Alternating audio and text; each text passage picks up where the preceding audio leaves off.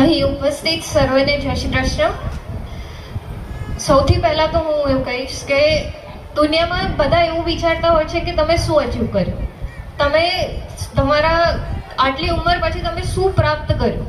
તો પપ્પાએ અહીંયા ઉપસ્થિત આટલી બધી સંખ્યા જણાવે છે કે એમને એમનું જીવનમાં શું અચીવમેન્ટ કર્યું છે, રાઈટ. હું અહીંયા ઉપસ્થિત બધાએ એમના સ્કૂલના શૈક્ષણિક વિશે વાત કરી. હું શૈક્ષણિક સિવાયના એમનું જે ઘરે આવ્યા પછી એમની શું કાર્ય હોય છે એની વાત કરું. તો સાંજે પપ્પા 5:30-6 વાગે ઘરે આવે.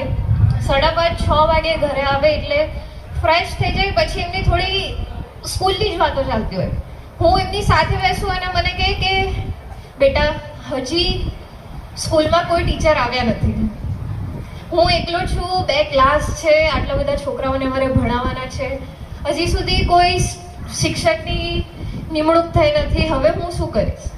એ સિવાય તો અહીંયા બધા ઉપસ્થિત લોકોએ વાત કરી કે સ્કૂલમાં 100% પરિણામ આવ્યું, રાઈટ. તો 100% પરિણામ આવ્યું એના આગલા દિવસે પપ્પાએ મને કીધું કે બેટા તું લેપટોપ નીચે મૂકીને જજે, મારે બધા વિદ્યાર્થીઓના રિઝલ્ટ જોવાના છે.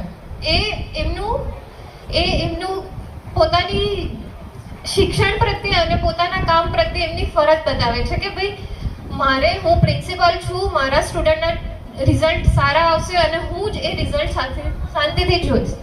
લાસ્ટમાં હું એટલું કહેવા માંગીશ કે તમે બહુ બધું કર્યું છે અમારા માટે, ઘણું બધું કર્યું છે જેનું અમે કલ્પના બી નહીં કરી શકતા, એટલું બધા માટે કર્યું છે. હવે અત્યાર સુધી તમે બીજા માટે જીવતા હતા, હવે તમારો સમય આવ્યો છે, તમારો સમય છે, તમે તમારા માટે જીવો.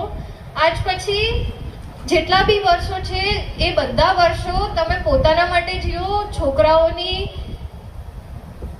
કોઈની બી ચિંતા વગર તમે તમારા માટે જીવો, એવી અમારી શુભેચ્છા છે.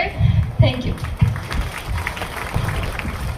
ખૂબ ખૂબ આભાર સાહેબ શ્રીના મોટા બેન શ્રીમતી